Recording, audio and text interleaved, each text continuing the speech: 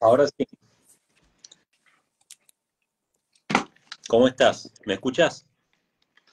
Excelente, claro que sí, mi hermano Manuel, ¿cómo Todo está? bien, gracias a Dios. Se ve que con la computadora, con la laptop no se puede, pero con el teléfono sí. Así que estoy con el teléfono ahora. No sé cómo se escucha. Excelente, Ok, excelente, se escucha bastante bien, bastante bien.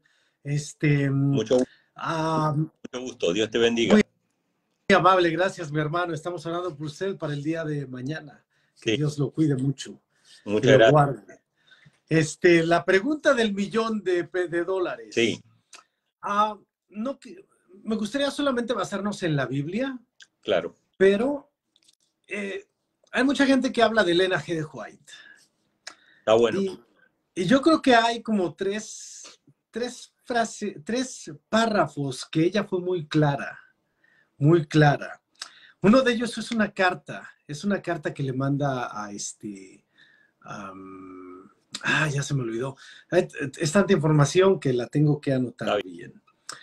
Pero una de ellas, hay tres partes que Elena G. de White habla de Cristo Jesús, que Cristo Jesús es el Espíritu Santo. El Espíritu bien. Santo es Cristo Sí, sí. Jesús. Entonces, si usted sabe eso, estamos bien. Mira, si querés, hacemos un pequeño adelanto de los puntos y de paso a la gente que ve y quiera estar presente el viernes, toma nota o por ahí también pueden hacer preguntas en el chat y tratar de contestarlas. Este, este tema en realidad tiene por lo menos tres aristas. La más importante es la bíblica, obviamente, que por lo menos es donde yo veo las cosas más claras. Después tenemos una arista histórica, que también es bastante clara, y después tenemos la arista del espíritu de profecía. Entre toda la información que hay, yo te voy a hacer bien directo y le voy a hacer bien directo a la gente, ¿no? Hay cosas que son absolutamente claras y hay cosas que Dios se ha reservado con un propósito especial. Y voy a dar un ejemplo sencillo sobre esto. La sierva del Señor en el libro Hechos de los Apóstoles tiene un apartado muy conocido sobre el Espíritu Santo, donde ella utiliza una palabra para referirse a la naturaleza del Espíritu Santo, que es la palabra misterio. Ella dice, la naturaleza del Espíritu Santo es un misterio sobre el cual hacemos bien en guardar silencio. Silencio. Ahora, inequívocamente para Elena G. de White, para los apóstoles, para Cristo, para la Biblia, el Espíritu Santo existe, pero hay un misterio con respecto a su naturaleza en la cual, o sea, no se nos exige a nosotros dar una acabada explicación. Ahora, sí se nos exige a nosotros conocer para tener vida eterna al Padre y al Hijo.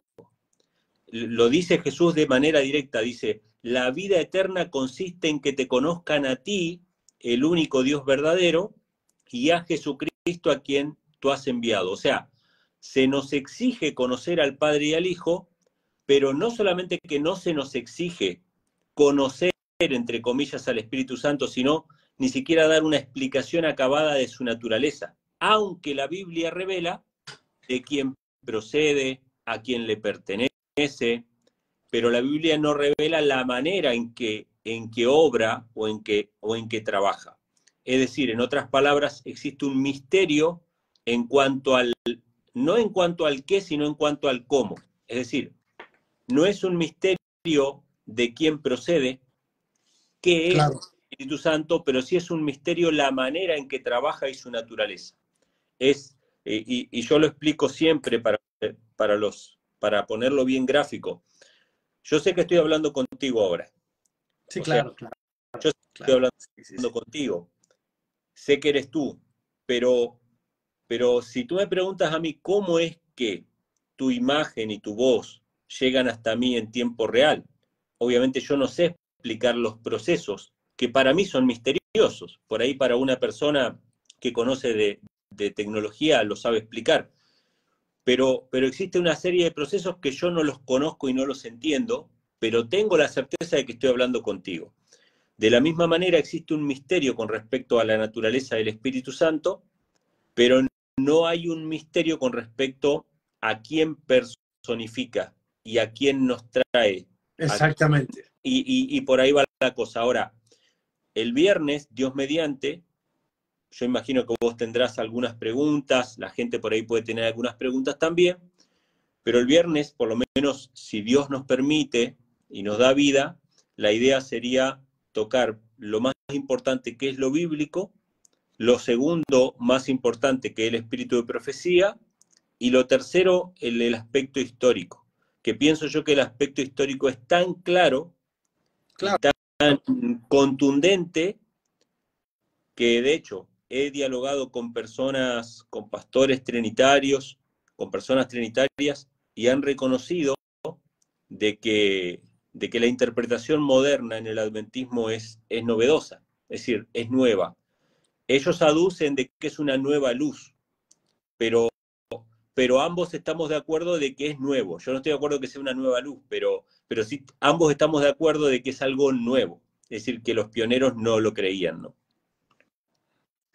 Claro que sí, claro que sí. Fíjate que a mí la Trinidad me llama mucho la atención porque llevo mucho tiempo estudiando la doctrina romana. Okay. Y obviamente, pues yo voy, aquí tengo mi catecismo siempre, yo voy al catecismo checo, estoy checando los numerales, he hablado de no tendrás dioses ajenos delante de mí. Y el católico romano dice, no, nosotros veneramos. Entonces yo voy a la Biblia, les enseño, les explico, pero ¿cómo les explico yo algo a un católico romano si yo no entiendo lo que ellos creen? Para que yo les pueda explicar a ellos, debo de ir yo al catecismo y les digo lo siguiente. Le digo, mira, si tú vas a tu catecismo, tú vas a encontrar en el numeral 2050 que ustedes cambiaron los mandamientos de Dios por una fórmula catequista. Por esa razón, cuando yo te hablo de la Biblia y te digo que estás infringiendo la ley, tú no lo entiendes porque Roma te da la autoridad de que tú infrinjas esta ley porque ya hicieron la fórmula catequista. Claro.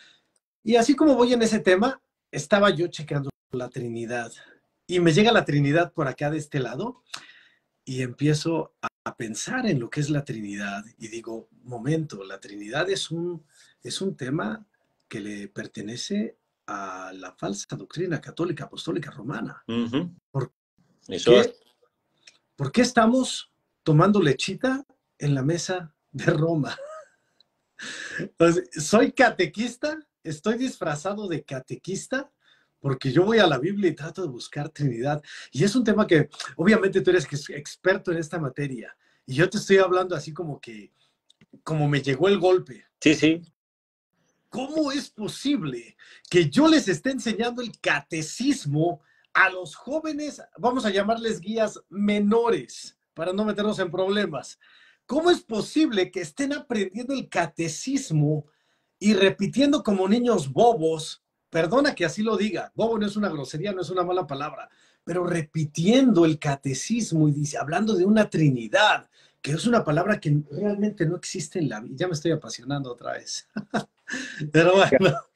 Todos nosotros hicimos nuestros estudios bíblicos en la iglesia. Yo hice los estudios bíblicos en la iglesia adventista y todavía recuerdo cuando hice la hojita, creo que era la número 2, porque la número 1 hablaba de la Biblia y la número 2 hablaba de Dios. Entonces, yo me acuerdo hasta el día de hoy, y ustedes lo pueden corroborar, buscan la fe de Jesús, ese estudio bíblico clásico que se hacía en la iglesia, y tenía una pregunta que decía, ¿cuáles son las 3 personas que forman la Trinidad? Esa era la pregunta. Y entonces te llevaba a leer Mateo 28:19, que decía, bautizándolos en el nombre del Padre, del Hijo y del Espíritu Santo. Entonces, la pregunta involucraba ya una enseñanza que no se había presentado anteriormente. Es decir, las preguntas anteriores decían, ¿cuántos dioses hay? Uno. ¿Cuál es su carácter amoroso? Etcétera. Pero no se había presentado que Dios era una Trinidad. La pregunta involucraba esa enseñanza sin haber presentado evidencias, simplemente que responder quiénes eran las tres personas de la Trinidad, pero se daba por sentado de que había una Trinidad. Entonces el versículo, como no enseña la Trinidad, uno por decantación decía, bueno, si hay tres personas de la Trinidad, ¿cuáles son? El Padre, el Hijo y el Espíritu Santo. Ahora, esa es la manera en que fue presentado ese mensaje. La gran mayoría de nosotros lo aceptó de esa manera. Yo siempre cuento un testimonio que a mí me hizo pensar mucho. Yo estudiaba historia en una época, yo estaba recién bautizado, había empezado a estudiar profesorado de historia, después lo dejé, pero cuando había empezado a estudiar, un profesor de historia de España agarra y empieza a hablar acerca de la controversia arriana. Yo no tenía ni idea sobre eso. Entonces, este profesor agarra y dice, bueno, para la iglesia, Dios, y hace un triángulo bien grande en el pizarrón, y pone, es el Padre, el Hijo y el Espíritu Santo, el triángulo. Y entonces él le pregunta a los alumnos, ¿cuál de los tres es mayor? Entonces yo dije, bueno, yo soy adventista del séptimo día, yo conozco la Biblia más que mis compañeros que no son cristianos, así que levanté la mano muy confiado y dije, el Padre. Y el profesor me dice, no, los tres son iguales. Y un compañero que era evangélico me codea y me dice, claro, los tres son iguales. Y yo dije, claro, los tres son iguales, pero ¿de dónde saqué yo la idea? Si a mí no me enseñaron en la iglesia adventista que había uno mayor, ¿de dónde saqué yo la idea de que había uno mayor? Entonces, mirando retrospectivamente me doy cuenta de que cuando uno lee la Biblia por sí mismo, nunca jamás llegaría a la idea de la Trinidad.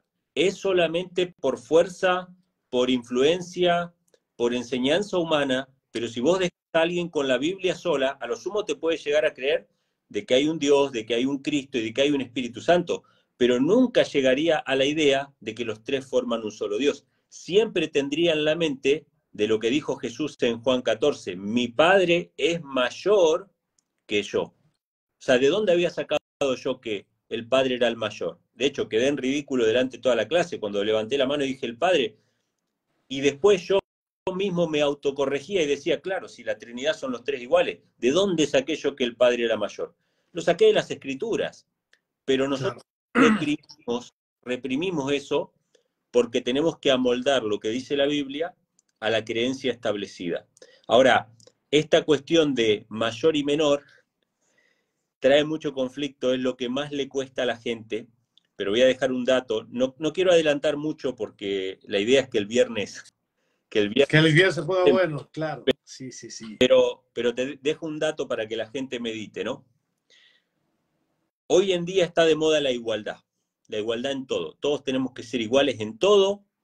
Vos veo que tenés muchos diplomas ahí en tu pared.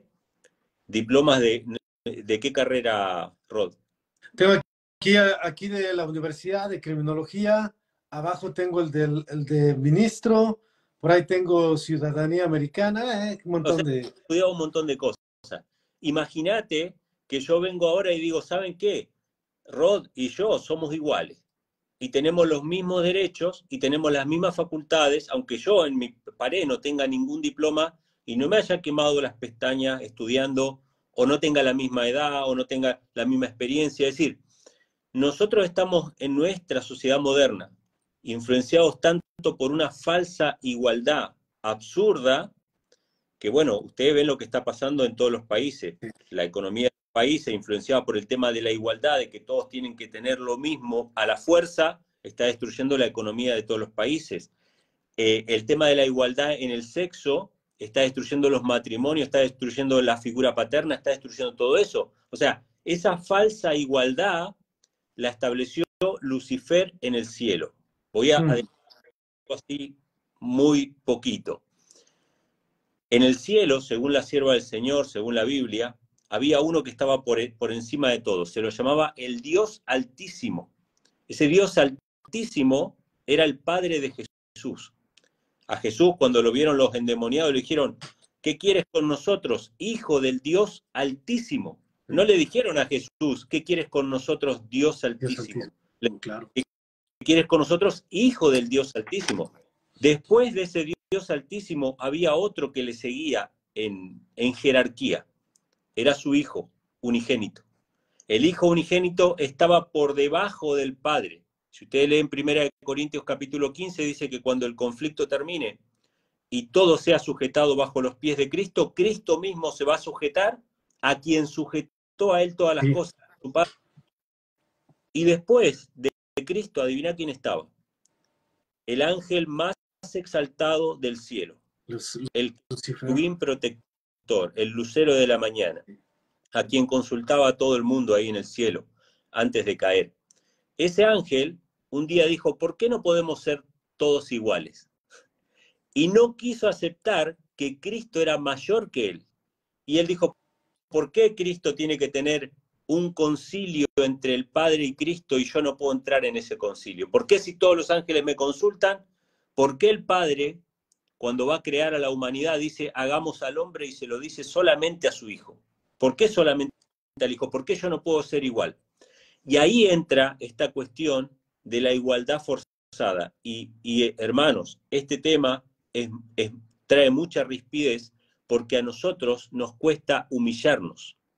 La Biblia nos habla de que nos tenemos que humillar ante las autoridades civiles. Y hay mucha gente que no quiere a humillarse ante las autoridades civiles. Honra al rey, dice el apóstol Pablo. Ora por las autoridades civiles, que le dé el respeto a los magistrados. Pero nosotros con esa falsa solidaridad o falso, digamos, deseo del bien común, queremos una especie de igualdad forzada. Y la Biblia no presenta eso. Entonces, te voy a dar un ejemplo sencillo bíblicamente. En el matrimonio, ¿quién es la cabeza del hogar? Pregunta para los que están viendo ahora. ¿La mujer o el varón? Nos cuesta, nos cuesta, porque nos van a decir machistas, nos van a decir esto, nos van a decir aquello, pero el apóstol Pablo en 1 Corintios 11 dice, el hombre es cabeza de la mujer. No porque el hombre someta a la mujer o la maltrate, el hombre tiene que cuidar a la mujer con su vida como un vaso frágil, también lo dice el mismo apóstol Pablo. Pero la mujer se sujeta al varón. Ahora, en ese mismo pasaje de Pablo dice, Dios es cabeza de Cristo. Entonces, hoy nos preguntamos por qué la Iglesia Adventista está aceptando el pastorado femenino. El pastorado femenino no es el problema es la Trinidad. Porque la Trinidad es esa falsa igualdad que Cristo no reclama, porque Cristo dice, mi Padre es mayor que yo, el hacer tu voluntad, Dios mío, me ha agradado y tu ley está en medio de mi corazón. Jesús dice que hace la voluntad del Padre. Exactamente. Hace todo lo que Él dice. Cristo fue el que creó juntamente con el Padre. Dios dijo y fue hecho. Él habló y existió. O sea, el Padre habló y el Hijo ejecutó esa obra.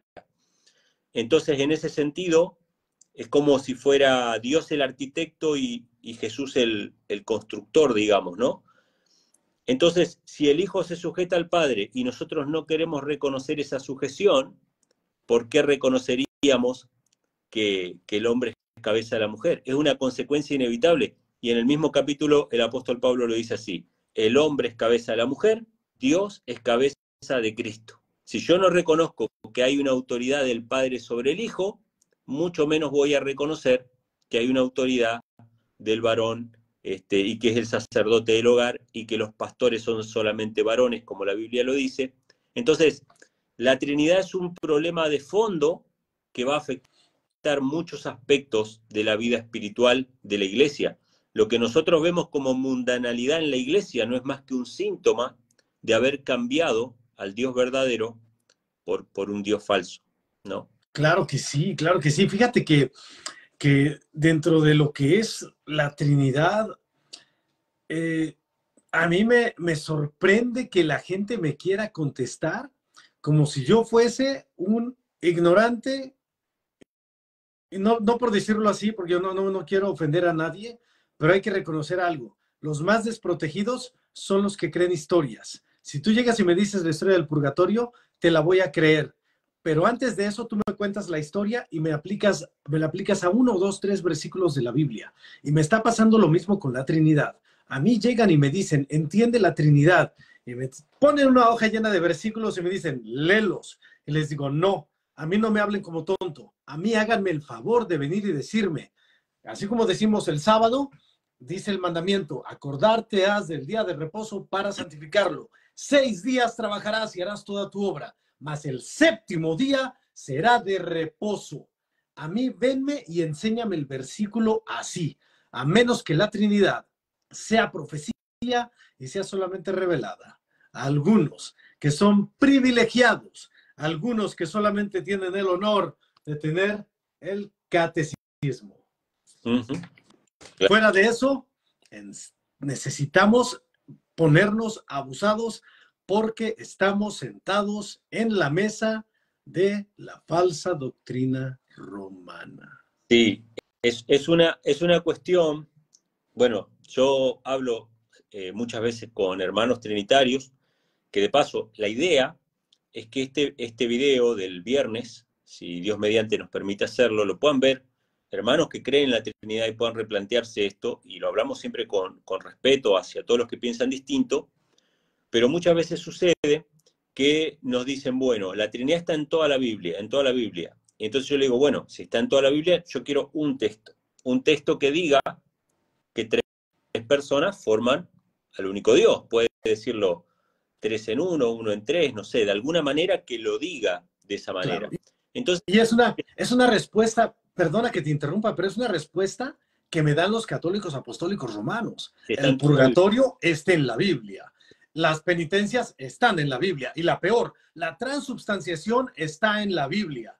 Una vez me pasó y les digo, a ver, ¿dónde está la transubstanciación? Me mandaron a leer 2 capítulos del Antiguo Testamento y me dieron mi dotación de versículos del Nuevo Testamento y los leí todos. Y la transubstanciación, ese milagro maravilloso que ocurre con la hostia, Ocus Corpus Mimi, la hostia y el vino se convierten en el cuerpo, alma, sangre y divinidad de Cristo Jesús, buscándolo en la Biblia y no está. Yo les voy a pedir a mis hermanos, y se los vamos a decir, que tengan respeto, que no nos traten como se trataría a una persona que no conoce. Si alguien nos va a decir algo, que nos vengan y que nos lo enseñen. O si no, que nos digan. Es un misterio revelado a algunas personas que solamente tienen la facultad de que se les sea revelado este misterio. Es así, mira, hay varios versículos que son utilizados. Uno de ellos es Mateo 28, 19, que lo mencionamos recién, que siempre se utiliza, pero en realidad no está hablando de 3 en 1, 1 en 3. De hecho, si se lo compara ese pasaje con, por ejemplo, 2 Corintios 13, 14, que ahí se menciona a Dios, a Cristo y al Espíritu Santo también, es una salutación del apóstol Pablo, y uno hace la comparativa, uno entiende claramente que el Padre es Dios, Cristo es Jesús y el Espíritu Santo es el Espíritu Santo. Por lo tanto, Mateo 28, 19 no habla de 3 que forman un Dios, sino que habla de un Dios, de Cristo y del Espíritu Santo. O sea, de esa manera es que lo presenta. Elena G. White también lo presenta muchas veces así. Ahora, lo que nosotros presentamos, cada uno de los aspectos, están en la Biblia. Cuando nosotros decimos que Jesús es el Hijo engendrado de Dios, la Biblia lo dice así, claro que... Hijo engendrado. Cuando decimos que el Espíritu Santo es el Espíritu de Cristo, la Biblia lo dice así, el Espíritu de Cristo. Cuando nosotros decimos que el Padre es el único Dios, es porque la Biblia lo dice así. Todos los que quieran saber después todos los versículos, el viernes, Dios mediante, vamos a estar compartiendo un poco sobre eso. Claro. Así que, y bueno, después algunas citas del Espíritu de Profecía muy reveladoras, pero obviamente este es un tema que el que lo escucha por primera vez, hay 20 disparadores, 20 dudas que van a surgir, y hay que tomarlo con paciencia, hay que dedicarle el tiempo necesario.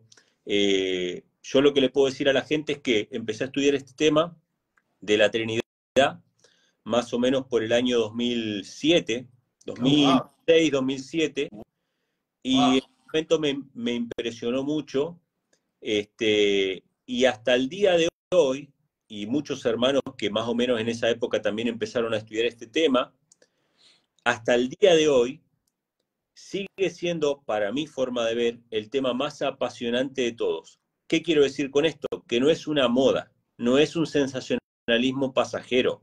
Hay muchos temas que surgen y desaparecen porque pasó la moda, o hubo un día, o un evento que pasó y la gente se puso a hablar de eso, y son modas. Pero para mí este es el tema central de la Biblia. Hay un tema que es central y hay un montón de temas periféricos. Profecías, periferia. Salir al campo es una periferia. Todo lo demás es una periferia.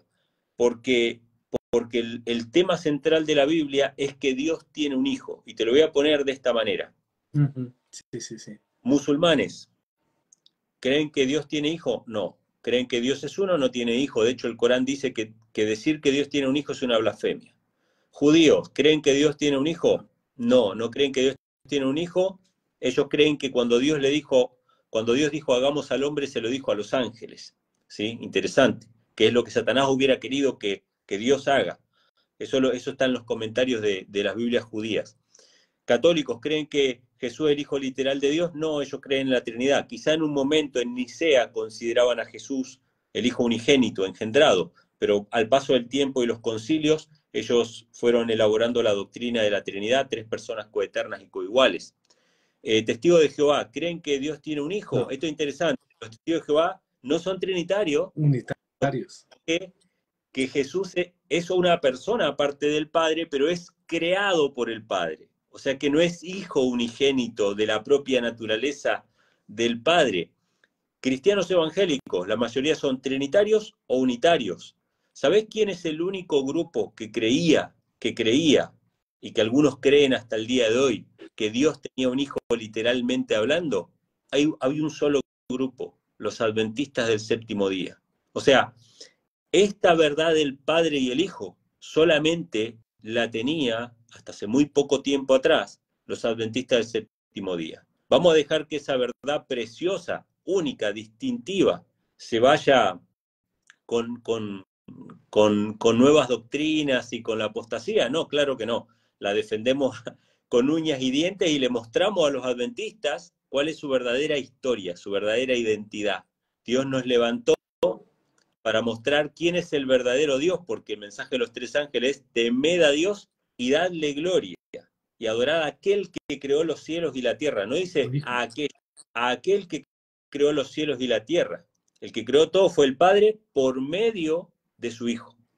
Todas las cosas fueron creadas por medio de Él y para Él. O sea, el Padre es el que por medio de Cristo. Entonces, es parte del mensaje de los 3 ángeles. Es parte del conflicto de los siglos, es parte de Patriarcas y Profetas, es parte de todo nuestro mensaje, pero se nos está diluyendo, se nos está yendo con distracciones. Así que adventistas del séptimo día que vean este video de adelanto, abran los ojos, tómense el tiempo, háganse la cita, no solamente para estar el viernes, sino para estudiarlos por ustedes mismos a este tema, hacer su investigación bíblica del espíritu de profecía e histórica también, que es muy interesante. ¡Wow! Imagínate, son 2:24, llevamos como 24 minutos y se va el tiempo rapidísimo, rapidísimo contigo, Emanuel. Me gusta lo que sabes, es increíble la cantidad de conocimiento que tienes. Entrando en la Trinidad, llevo 3 semanas en shock. Hay veces que no he podido dormir pensando en que estamos comiendo en la mesa de Roma. Y ha sido un shock tremendo para mí. He tenido hasta momentos de un poco de enojo, te voy a ser honesto, un poco de enojo, un poco de desesperación, de saber que me estoy comiendo el segundo concilio de Nicea, el concilio de Toledo. Si yo me como la Trinidad del día de hoy, debo de agradecerle a Francisco y a sus antecesores por dejarnos la hermosa Trinidad. Y no puedo, no puedo. Es un tema importantísimo. Pues bueno, seguimos hablando el viernes, no se lo pierdan, 3 de la tarde, Carolina del Norte, 2 de la tarde de México. ¿Dónde estás, Emanuel? Serían las 3 de la tarde de Puerto Rico. ¿Estás en Puerto Rico ahora? Sí, nosotros arrancamos hace 25 minutos, ¿verdad? Sí. Más o menos. Sí, sí. Bueno, sería las 3 de la tarde de Puerto Rico. 3 de la tarde, o sea que ¿estás una hora más que yo? No, ahora son 3:25. ¿Y vos qué hora 2:25. Ah, sí, una hora más, sí. Una hora más, excelente, excelente. Ojalá que pueda ser un programa bueno. Yo no quiero ni les voy a decir nada, pero si tú eres un catequista disfrazado de protestante o de cualquier religión, por favor, esto es para ustedes. Porque yo quiero que nosotros sepamos la verdad, estamos por la verdad. Yo no quiero que me vengan y me digan, te voy a platicar, te voy a decir lo de la Trinidad y no sepas de dónde viene. Y realmente es un tema súper, súper, súper importante. Y a todas las personas que nos escuchen, si quieren hablar del tema y me traen una bola de versículos y no me dicen exactamente dónde y el lugar, porque hay gente que dice, no, es que sí, la Trinidad está aquí, está allá. Por favor, no nos traten como personas que no sabemos leer. Tráiganos el versículo y díganos dónde, Mira, para que nosotros... el apóstol Pablo dice que más vale una palabra entendible que muchas que no dicen nada, ¿no? Entonces, yo también puedo tirarle a alguien un libro por la cabeza y decirle, bueno, mirá, este libro, que tiene un montón de citas, te lo tiro por la cabeza y busca, ahí está. Pero Dios quiere que nuestro mensaje sea certero, específico, Claro. que sea puntual. Entonces, si la Trinidad es bíblica, yo quiero creer en la Trinidad, porque yo quiero hacer lo que diga la Biblia. Entonces, si la Trinidad es bíblica, dame el pasaje que lo dice. ¿Se entiende? Entonces, de la misma manera hacemos nosotros, estamos tirando textos puntuales para hacerle pensar a la gente. Texto puntual, cuando dice Dios es cabeza de Cristo, eso es un texto Claro que puntual. sí. Eso nos está Pero, haciendo pensar. Entonces, está bueno el debate, está buena el diálogo. Invitamos a los hermanos trinitarios que quieran participar incluso en el chat ese día viernes y dejar sus comentarios. Trataremos de responder, pero obviamente si ponen una cosa así, no vamos a poder responder. claro, yo Pero si ponen mira, texto puntual, lo podemos responder y podemos dar una acotación sobre eso. si yo fuera católico, apostólico, romano y estoy hablando con una persona trinitaria, seas de la religión que quieras, y ojalá que los católicos romanos nos escuchen, ¿eh? Y tengo amigos que son católicos romanos y les voy a dar el secreto para dejar callado a cualquier protestante. Le voy a decir, ¿tú quieres dejar callado a un protestante cuando vengan y te digan, no puedes venerar santos, no te puedes inclinar a ellos? ¿Tú los quieres dejar callados? Dales el misterio que ustedes resolvieron. Dales el misterio que ustedes tienen y diles que ellos comen del misterio que es de ustedes. Así que sí, antes de que nosotros podamos decir que la Trinidad, que esto y que aquello, hay que entender el origen, de dónde viene, quién la hizo, a quién se la debes, quién te está dando tu doctrina. Hay que entender todo eso. Pero bueno, me parece excelente. Cuídense mucho, que estén bien. Mi querido Manuel, se va a poner excelente este programa. Yo creo que el que tiene que estudiar mucho soy yo, pero tú eres el que sabe, así que vamos a traer las preguntas. Como te digo, soy nuevo en este tema, llevo 3 semanas tratando de digerir la Trinidad y no me entra ni me va a entrar. Así que, ponte listo para el viernes y te agradezco muchísimo por tu ayuda.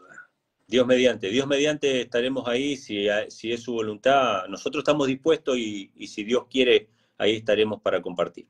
Un abrazo para todos los hermanos que vean este video. Claro que sí, los que lo vean después, muy amable, gracias. Un aplauso, Manuel, por estar con nosotros, por ayudarnos, por ayudarnos. Es Gloria a la Dios. verdad, no importa lo que pase, Manuel, tienes que decir la verdad sobre lo que sea. Tienes que, aunque sufras, yo sé que decir la verdad no es fácil, vas a sufrir, te van a atacar, te van a atacar, te van a censurar, pero ¿sabes qué? Nosotros vamos por la verdad y nada más. Amén. Que Dios te bendiga mucho, Manuel. Gracias. Saludos a todos. Gracias por la prueba. Gracias.